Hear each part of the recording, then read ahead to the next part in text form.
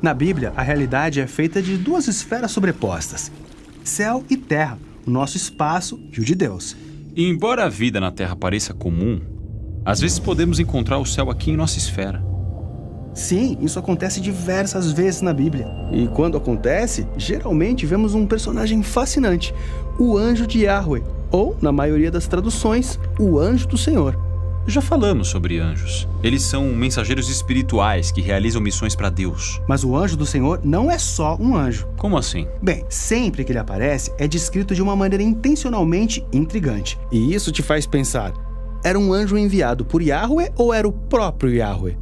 O que você quer dizer? Veja um entre muitos exemplos. No livro de Gênesis, vemos a história de Agar, a escrava egípcia fujona de Abraão e Sara. E lemos o seguinte: o anjo de Yahweh chamou Agar. Mas então esse anjo fala como se fosse Yahweh, dizendo: eu te darei muitos descendentes. E Agar responde: você é o Deus que me vê. Então o anjo de Yahweh é Yahweh, mas não pode ser.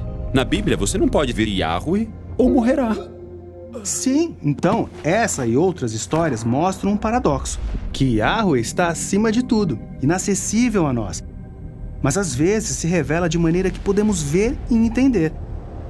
E é aí que esse personagem aparece. Ele é Yahweh visível a nós. Sim, diferente de Yahweh, mas ainda Yahweh. Isso se parece com outras histórias bíblicas sobre profetas que têm um vislumbre do espaço de Deus, como Isaías, Ezequiel ou Daniel. E o que eles veem é uma figura humana gloriosa no trono chamada Yahweh.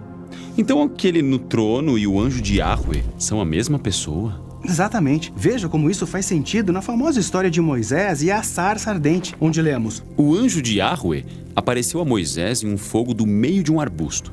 E quando Yahweh viu que Moisés parou para olhar, Deus o chamou do meio do arbusto.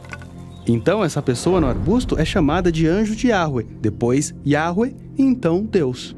E depois Moisés descobre que a figura na sarça ardente é quem lidera Israel na saída do Egito em uma coluna de fogo em uma nuvem. E é quem mais tarde passa a morar no tabernáculo. O tabernáculo, essa é a sala do trono do próprio Deus. Isso mesmo, o anjo do Senhor é a glória real de Yahweh aparecendo em forma humana.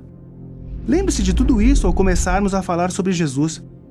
Na abertura do Evangelho de João, lemos que desde a eternidade, Jesus estava com Deus e era Deus.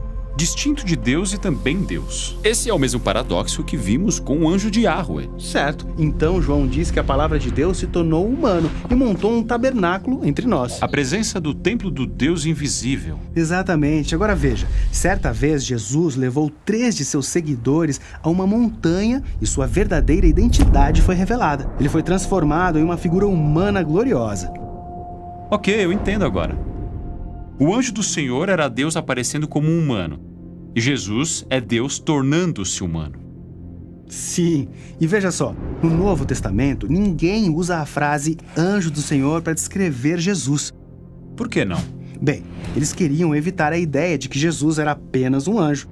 Para eles, Jesus era o Deus Yahweh em forma humana, que veio cumprir sua missão de reunir para sempre o céu e a terra.